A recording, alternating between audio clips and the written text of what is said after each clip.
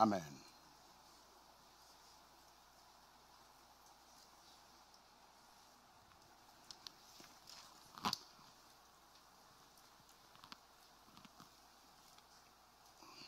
Frère Isaac avait lu pour vous dans Éphésiens, le chapitre 2, les versets 8 à 10, mais le verset qui nous intéresse ce matin, il n'est pas encore midi, donc j'ai assez de temps pour prêcher. C'est le verset 10. Car nous sommes son ouvrage, ayant été créés en Jésus-Christ pour de bonnes œuvres que Dieu a préparées d'avance afin que nous les pratiquions. Une certaine famille d'une église baptiste était inactive pendant plusieurs années. Depuis plusieurs années, la famille n'allait plus à l'église. Cette famille ne participait à aucune activité. Et tous les efforts entrepris par le pasteur, les autres membres de l'église, pour les convaincre d'y retourner, avaient échoué. Un jour, l'un des fils, nommé Jean, fut mordu par un serpent à sonnette. Le père fit immédiatement appeler le pasteur pour qu'il vienne prier pour Jean. Le pasteur vint et prononça cette prière. Ô Père sage et plein de grâce, nous te remercions car dans ta sagesse, tu as envoyé ce serpent à sonnette pour mordre Jean, afin de lui faire reprendre ses esprits.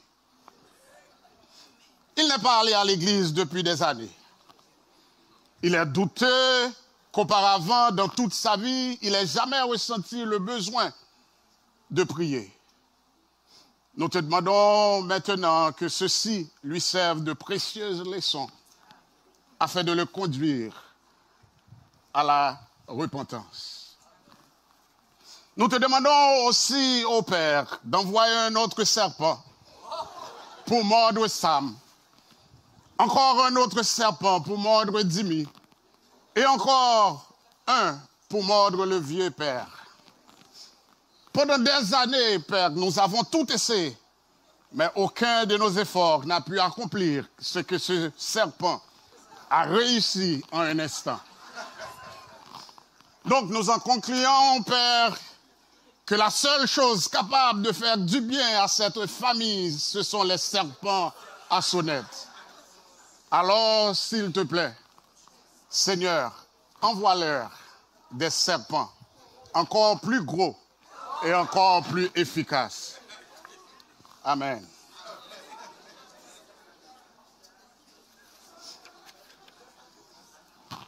Car nous sommes son ouvrage, ayant été créés en Jésus-Christ pour de bonnes œuvres que Dieu a préparées d'avance afin que nous les pratiquions. Bien aimé, il est toujours bénéfique de servir le Seigneur, n'est-ce pas? Cela peut ne pas sembler évident dans l'immédiat, surtout lorsque les défis et les épreuves se multiplient. Mais je dois vous dire que dans l'éternité, tous ceux qui auront aimé et servi Dieu seront éternellement reconnaissants de l'avoir fait. Mais ceux qui auront ignoré cet appel passeront l'éternité à regretter de ne pas avoir mis leur vie au service du Seigneur. Il y a une histoire vraie qui illustre cette vérité. Deux missionnaires, un couple, rentraient chez eux après de longues années de service en Afrique. Par coïncidence, un diplomate de renom se trouvait à bord du même avion. À leur arrivée, un orchestre jouait, une foule s'était réunie et un tonnerre d'applaudissements retentissait. Une immense bannière affichait « Bienvenue chez vous ». Le diplomate descendit de l'avion et fut conduit dans une limousine luxueuse. Le missionnaire regarda la scène, puis baissa la tête, le cœur serré, se tourna vers sa femme et lui dit, « Chérie, après toutes ces années de service, cela ne me semble pas juste que nous soyons accueillis ici, tandis que cet homme reçoit un tel hommage. » Sa femme, avec tendresse, le prit par le bras et dit avec un doux sourire, « Mais chérie, nous ne sommes pas encore arrivés chez nous. Nous ne sommes pas encore arrivés chez nous. » Bien-aimés, cette vérité est essentielle. Nous ne devons pas rechercher la reconnaissance humaine ici-bas. La véritable récompense attend les serviteurs fidèles dans la présence du Seigneur. Lorsque vous vous sentez découragé ou que vous vous demandez si cela en vaut la peine de servir Dieu, souvenez-vous que votre destination est encore devant vous. Aujourd'hui, bien-aimés, nous allons parler de ce que signifie être un serviteur de Dieu, créé pour servir. Qu'est-ce qui vous vient à l'esprit lorsque vous entendez le mot serviteur? Le pasteur Rick Warren l'exprime dans son livre « Une vie motivée par l'essentiel ». Il dit « Vous avez été mis sur terre pour apporter une contribution. Dieu vous a conçu pour faire une différence avec votre vie. » Bien aimé, la plupart des livres de développement personnel vous expliquent comment tirer davantage de la vie. Mais la Bible nous enseigne comment donner davantage à la vie. Dieu vous a créé pour enrichir la vie, non pas pour la dépouiller. Et vous avez été premièrement créé pour servir.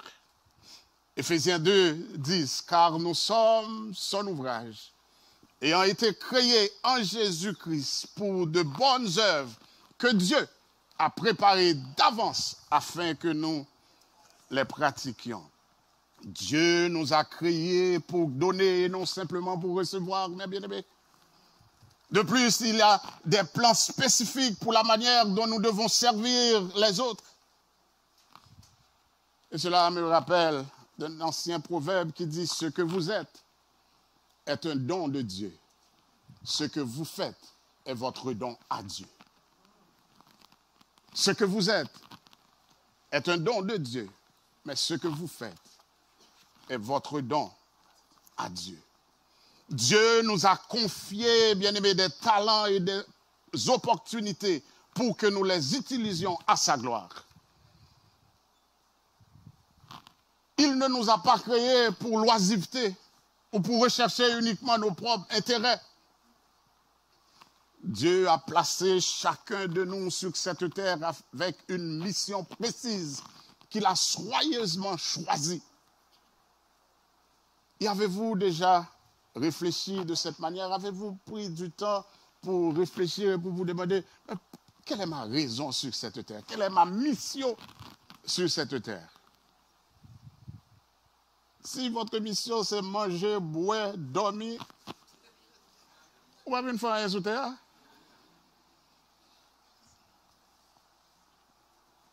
Pensez à quelqu'un que vous avez aidé la semaine dernière. Pouvez-vous vous souvenir d'une bonne œuvre que vous avez accomplie? Avez-vous encouragé quelqu'un? Avez-vous nettoyé un désordre causé par une autre personne? Avez-vous donné quelque chose à quelqu'un dans le besoin? Bien-aimés, si oui, ces bonnes choses, ces bonnes œuvres ont été préparées d'avance par Dieu lui-même. Et en les accomplissant, vous vivez les paroles d'Éphésiens chapitre 2, le verset 10.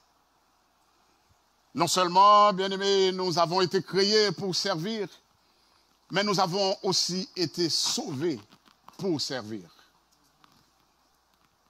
Dans 2 Timothée, chapitre 1er, le verset 9, l'apôtre Paul nous rappelle, il nous dit, c'est lui qui nous a sauvés et nous a adressé un saint appel, non à cause de nos œuvres, mais selon son propre dessein et selon la grâce qui nous a été donnée en Jésus-Christ avant les temps éternels.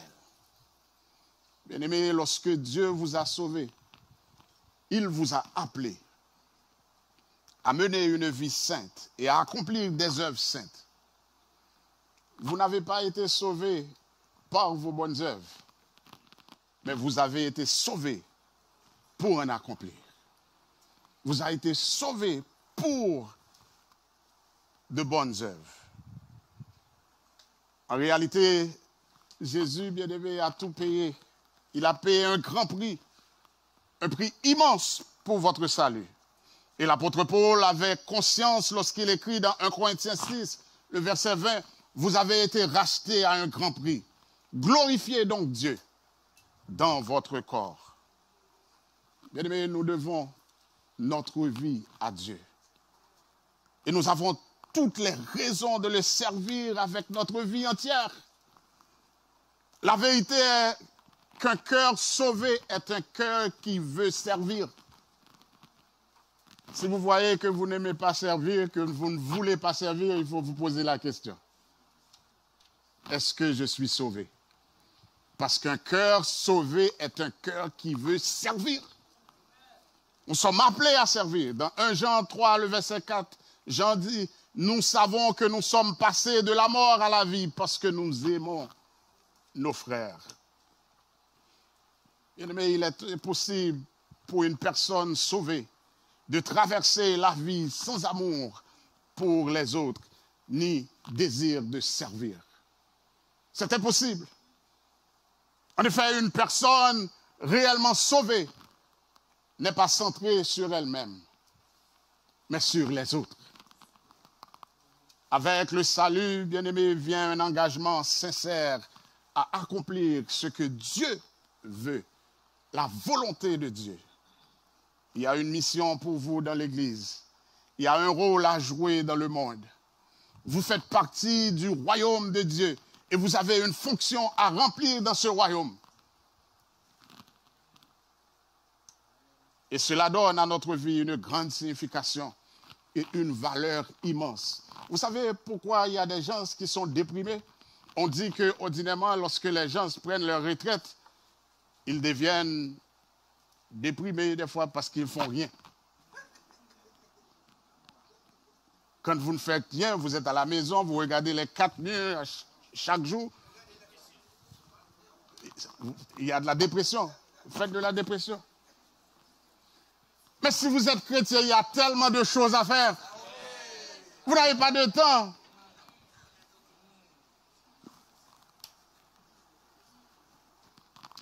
Parce que vous êtes appelés à servir. Vous êtes non seulement créés pour servir, sauvés pour servir, mais vous êtes aussi appelés à servir. Bien aimé, la plupart des gens pensent que seuls les pasteurs et les missionnaires reçoivent un appel. Non. Avec cet appel à appartenir à Christ vient aussi un appel à le servir. La Bible dit que chaque chrétien est appelé à servir. Dans Romains 7, le verset 4, l'apôtre Paul nous dit de même, mes frères, vous aussi vous avez été par le corps de Christ mis à mort en ce qui concerne la loi, pour que vous apparteniez à un autre, à celui qui est ressuscité des morts, afin que nous portions des fruits pour Dieu. J'ai lu qu'en Chine, certaines églises accueillent les nouveaux croyants en disant à chaque nouveau croyant, Jésus a maintenant une nouvelle Père Dieu pour voir, de nouvelles oreilles pour écouter, de nouvelles mains pour aider et un nouveau cœur pour aimer les autres. Jésus a maintenant une nouvelle Père Dieu pour voir, de nouvelles oreilles pour écouter et de nouvelles mains pour aider et un nouveau cœur pour aimer les autres. Bien-aimés, il y a des personnes qui ne connaîtront jamais l'amour de Dieu à moins qu'il ne leur parvienne à travers vous.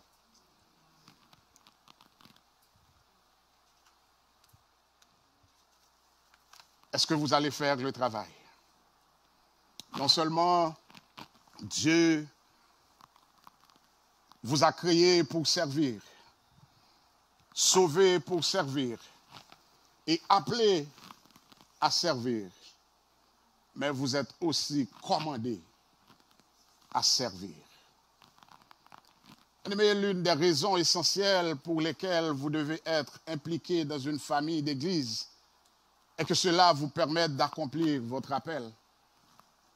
Dieu nous appelle à servir les autres croyants, et ceci de manière concrète. Et que vous en soyez conscient ou non, votre service est désespérément nécessaire.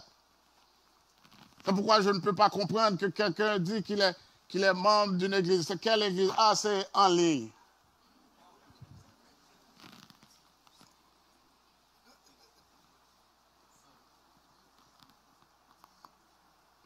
Oui, c'est bien. Si vous êtes malade, si vous ne pouvez pas, vous pouvez.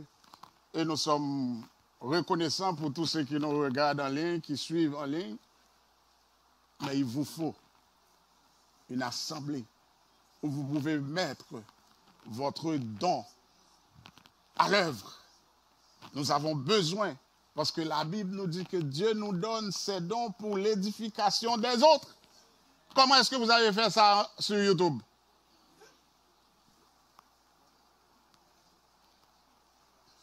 Voyez-vous, bien aimé, Dieu ne se contente pas de souhaiter que nous le servions. Nous sommes tous commandés à servir. Ce n'est pas un souhait de Dieu. Jésus l'a clairement enseigné dans une histoire appelée la parabole des talents.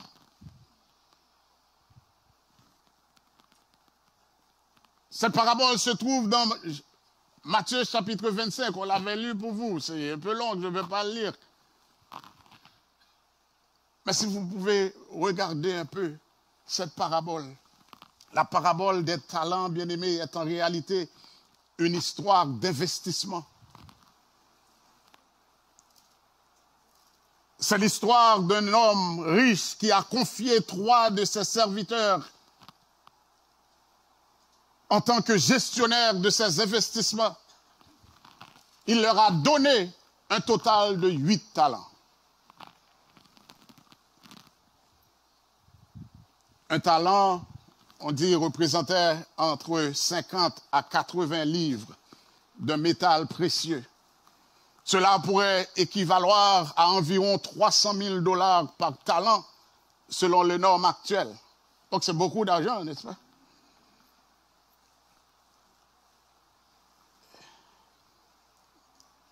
Dans le verset 14, nous lisons.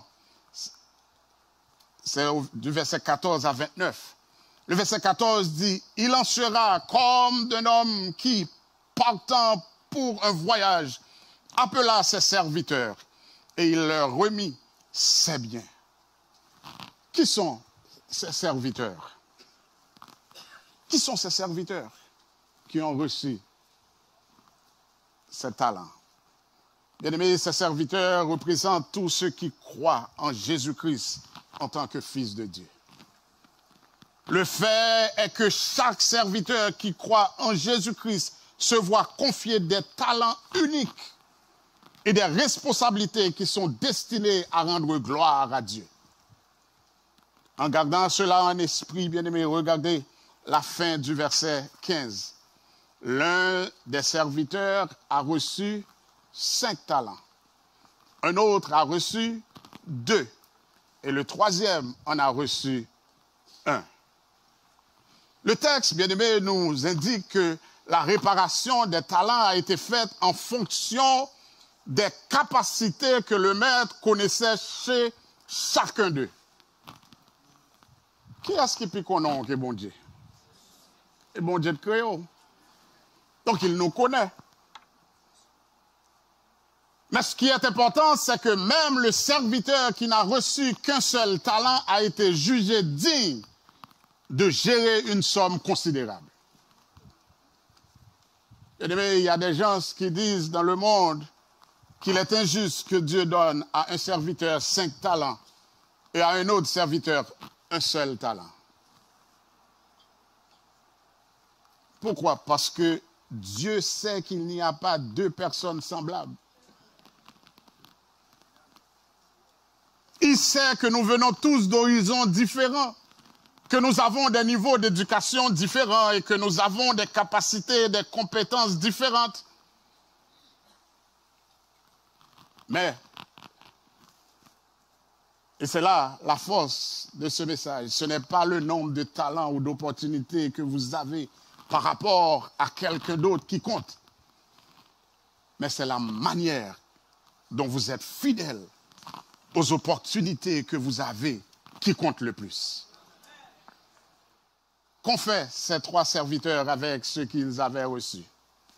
Eh bien, celui qui avait reçu 5 talents et celui qui en avait reçu 2 ont mis l'argent au travail rapidement. Et ils ont réussi à doubler leur investissement. Le maître, au retour, leur a adressé à tous les 2, la même louange. C'est bien, bon et fidèle serviteur. Tu as été fidèle en peu de choses. Je te confierai beaucoup. Entre dans la joie de ton maître. Mais mes bien-aimés, le véritable point central de cette parabole concerne le serviteur qui n'a reçu qu'un seul talent. Ce dernier a adopté une stratégie d'investissement assez curieuse. Dès qu'il a reçu le talent, il a creusé un trou dans la terre et il l'a enterré. Ainsi, lorsque le maître est venu, tout ce qu'il avait à lui offrir était exactement ce qu'il lui avait donné, mis, mais désormais couvert de terre et de poussière. Et regardez l'excuse plaintive et ingrate qu'il a donnée. Versets 24 et 25. Seigneur, je savais que tu es un homme dur, qui moissonne où tu n'as pas semé, et qui amasse où tu n'as pas vanné. J'ai eu peur, et je suis allé cacher ton talent dans la terre. Voici, prends ce qui est à toi. Mais elle va même genre, parce qu'elle couvre la terre avec poussière.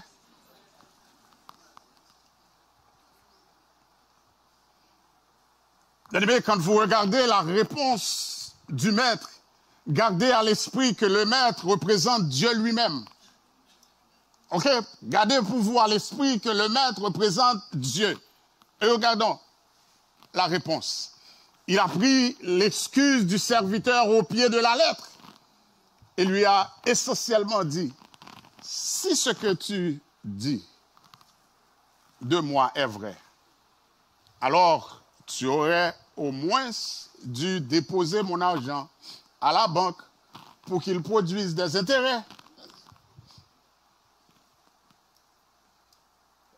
Le maître a ensuite résumé le caractère de ce serviteur en 2 mots. Et je souhaite que personne ici ce matin n'aimerait pas entendre ces 2 mots à la fin de votre vie. Méchant et paresseux. Méchant et paresseux. Peut-être Pasteur Eden ne peut pas vous dire méchant et paresseux. Pasteur Jéhovah ne peut pas le faire. Pasteur Gachetin, Pasteur Beauboin, moi, nous ne pouvons pas le faire. Mais nous n'aimerions pas que ce soit le cas pour vous à la fin. Que le maître vous dise méchant et paresseux. Parce que tu étais un serviteur de dimanche matin. Tu ne venais qu'à l'église que les dimanches matins pour recevoir. Tu n'avais absolument rien à donner. Qu'est-ce que tu avais fait du talent ou des talents, des dons que Dieu vous avait donnés? Oh Seigneur, j'ai contribué, je donnais ma dîme. et méchant et paresseux. Puis il a retiré le talent et l'a donné à celui qui en avait déjà 10. Bien-aimés, cette parabole nous enseigne plusieurs vérités essentielles. Dieu nous confie des ressources, des dons et des opportunités en fonction de nos capacités. À chacun de nous, selon nos capacités, Dieu nous donne des dons, des ressources et des responsabilités. Même le serviteur avec un seul talent a reçu quelque chose de précieux. Bien-aimé, Dieu ne donne pas inutilement. Deuxième leçon, c'est que Dieu s'attend à ce que nous mettions à profit ce qu'il nous a donné. Bien-aimé, l'inaction est inacceptable aux yeux de Dieu. L'inaction est inacceptable. Jacques chapitre 2, le verset 17 dit, « Il en est ainsi de la foi. Si elle n'a pas les œuvres, elle est morte en elle-même. » Proverbe 3, 27, « Ne refuse pas un bienfait à celui qui a droit, quand tu as le pouvoir de l'accorder. » Bien-aimé, cela signifie que Dieu attend des croyants qu'ils mettent leur foi en pratique. Oui, je suis sauvé. Oui, j'ai la foi. Et qu'est-ce que vous faites? Vous venez à l'église chaque dimanche matin?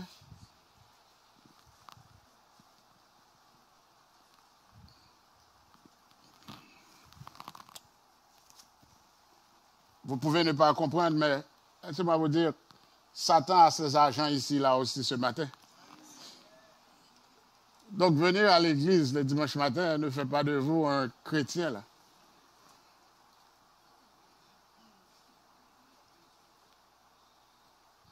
Troisièmement, la peur et l'excuse, bien-aimés, ne sont jamais des justifications pour l'inaction. La peur et l'excuse. Le serviteur paresseux a laissé sa peur le paralyser au lieu de faire ce qui est juste. Quatrièmement, Dieu récompense ceux qui lui sont fidèles. Bien-aimés, ceux qui travaillent avec ce que Dieu leur donne reçoivent encore plus. Quand vous décidez de travailler avec ce que Dieu vous donne, vous allez voir qu'il va continuer à vous donner encore et encore. Et finalement, ignorer son appel, bien-aimé, à servir peut entraîner la perte des bénédictions que Dieu voulait nous donner. Si vous ignorez l'appel de Dieu à servir, ça peut vous causer les bénédictions que Dieu voulait vous donner. Bien-aimés, vous avez reçu tous quelque chose. Si vous acceptez Christ comme maître et sauveur, vous avez reçu quelque chose de Dieu. Dieu vous a donné un talent, des ressources financières, des capacités, des intérêts et des idées, des dons. Vous n'êtes pas responsable des choses que vous n'avez pas reçues, mais vous êtes responsable de ce que Dieu vous a confié. Ça, bon Dieu, pas de ça va sous compte. Qui était là même non. Ouais, mon a fait travail, il pas bien fait, remettre là même bon Dieu. Priez pour lui, pour bon Dieu qui aider. Mais ou même fait pour là.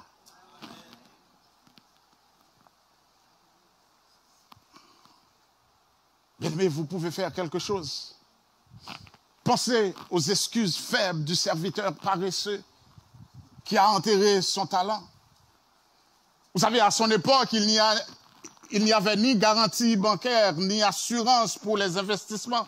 Investir était risqué. Mais ce serviteur avait peur de prendre le moindre risque. Il avait peur d'agir. Donc faire quelque chose, bien-aimé, vaut mieux que ne rien faire. Il vaut mieux échouer en essayant de servir Dieu que de rester passif. Jouer la carte de la sécurité et ne rien faire, bien-aimé, n'est pas pour les chrétiens. Et le maître a dit au serviteur au talent unique, tu aurais dû placer mon argent chez les banquiers. Et à mon retour, j'aurais retiré ce qui est à moi avec un intérêt. Autrement dit, tu aurais pu au moins faire l'évidence même. Il ne faut pas être un génie pour savoir que l'argent placé à la banque rapporte des intérêts. Et vous savez, bien-aimés, pour nous, les chrétiens, trop souvent, nous sommes comme ce serviteur. Nous attendons le moment parfait. Nous attendons l'occasion parfaite. Le ministère parfait pour servir Dieu. Nous ne voulons pas nous engager trop tôt. Nous voulons être 120% sûrs que c'est bien la bonne mission, le bon ministère. Et puis le temps passe. Le temps passe et vous ne faites rien. Pendant ce temps, vos talents prennent la poussière et ils n'accomplissent absolument rien pour le maître. Et le problème, c'est que vous ne savez pas quand est-ce que le maître va revenir. Vous ne savez pas. Bien aimé, si vous prenez le risque de travailler dur pour le maître, si vous prenez le risque de travailler dur pour le maître, bien aimé, vous serez récompensé. Si vous servez même dans des petites choses, Dieu vous récompensera en grand. Une des récompenses sera une plus grande efficacité, une joie profonde et durable. Quand vous êtes là où Dieu veut que vous soyez, quelles que soient les difficultés, vous êtes en joie. Quand vous faites le ministère que Dieu a pour vous, bien-aimés, oui, il y aura des difficultés. Mais lorsque vous arrivez chez vous, vous vous sentez en paix. Parce que vous êtes là que Dieu veut que vous soyez. Ce que Jésus nous dit dans la parabole des talents, bien aimé, c'est la réalité ultime. La réalité ultime. Un jour, nous nous tiendrons tous devant notre Maître. Et lorsque ce jour viendra, quel mot voulez-vous entendre? Bon et fidèle serviteur ou méchant et paresseux? Bien aimé, nous devons réaliser que le jour du bilan viendra. Ce n'est pas une probabilité. Le jour du jugement viendra. L'apôtre Paul nous dit dans Romains 14, 12, ainsi donc, chacun de nous rendra compte à Dieu pour lui-même. Vous n'allez pas rendre compte pour Francis, ni pour pasteur Gachelin, vous allez rendre compte pour vous-même. Je vais rendre compte pour moi-même. Qu'est-ce que j'avais fait avec ce talent? Bien-aimés, nous aimons entendre parler de l'amour et de la miséricorde de Dieu, n'est-ce pas? Tout le monde aime quand on parle de l'amour de Dieu, la miséricorde de Dieu. Dieu est amour, Dieu est miséricordieux. Mais lorsque Jésus a raconté cette parabole, il n'a pas mâché ses mots. L'histoire se termine par ces paroles terrifiantes. Au verset 30, si vous voulez regarder dans votre Bible, ce n'est pas moi qui dis, c'est la parole de Dieu qui dit. Et le serviteur inutile, jetez-le dans les ténèbres du dehors. Là seront les pleurs et les grincements de dents.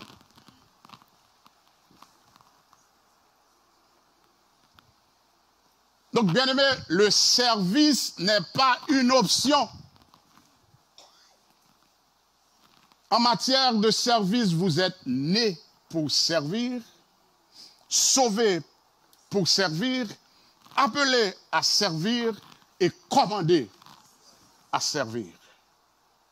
Donc, pour un vrai serviteur fidèle, servir Dieu, mes bien-aimés, n'est pas une option. Dans son livre, motivé par l'essentiel, Rick Ryan a adressé une liste de qualités qui caractérisent un vrai serviteur. Et je trouve que cette liste est inspirante. Il dit, les vrais serviteurs ne se rendent disponibles pour servir. Êtes-vous disponible? Les vrais serviteurs se rendent disponibles pour servir. Il y a des gens qui sont à l'église qui n'ont jamais de temps. Ils ont le temps pour tout sauf pour Dieu. Comme si les autres personnes qui servent à l'église, ils ont 48 heures par jour au lieu de 24. Et ils ont 24, ils n'ont pas de temps. Nous, nous avons 30, 34, 35. Les vrais serviteurs prêtent attention aux besoins. Les vrais serviteurs font de leur mieux avec ce qu'ils ont.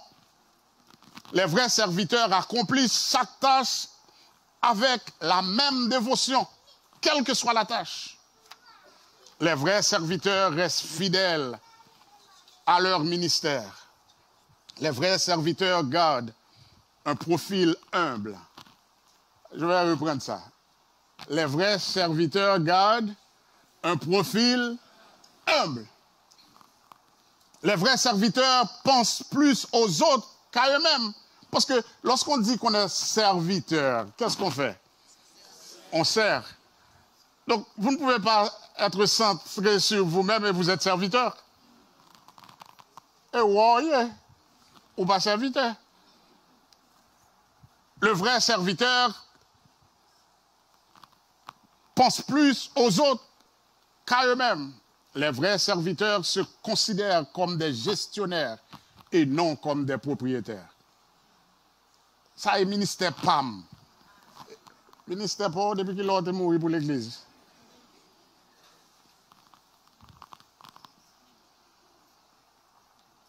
Les vrais serviteurs se concentrent sur leur travail et non sur ce que font les autres.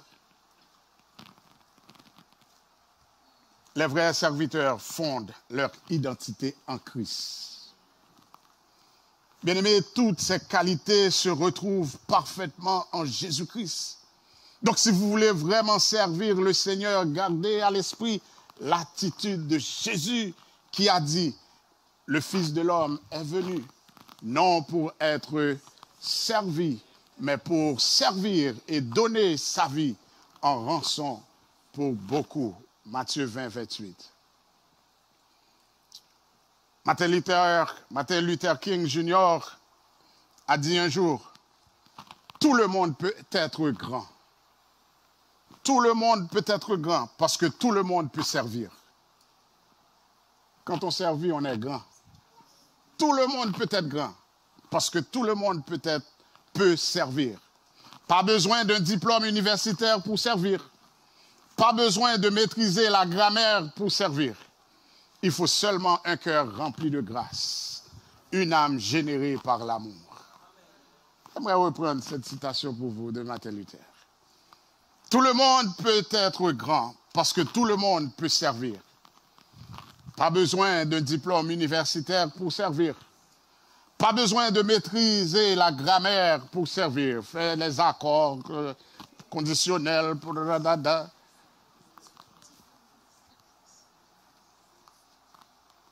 Il faut seulement un cœur rempli de grâce. Une âme générée par l'amour. Bien-aimés, quels que soient les dons que nous possédions et ce que Dieu nous a permis d'accomplir,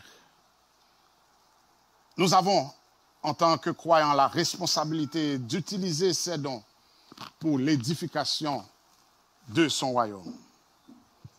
Donc, commencez dès maintenant. Commencez, à vous, là. Vous vous connaissez, je m'adresse à vous. Commencez dès maintenant à accomplir des petites choses que vous pouvez faire. Il existe, bien aimés, des centaines, voire des milliers de façons de démontrer à quel point que vous aimez Dieu et de réaliser des actions merveilleuses qui l'honorent. Si vous choisissez d'honorer Dieu avec le seul talent dont vous disposez, Dieu vous honorera et vous récompensera bien au-delà, bien-aimé, de votre imagination. Bien-aimé, entendre Jésus dire « C'est bien, bon et fidèle serviteur » sera l'une des choses les plus importantes que vous entendrez dans l'éternité. Entrez, bon et fidèle serviteur. Bien-aimé, l'enjeu est infiniment plus important que ce que vous pensez ou vous pouvez imaginer.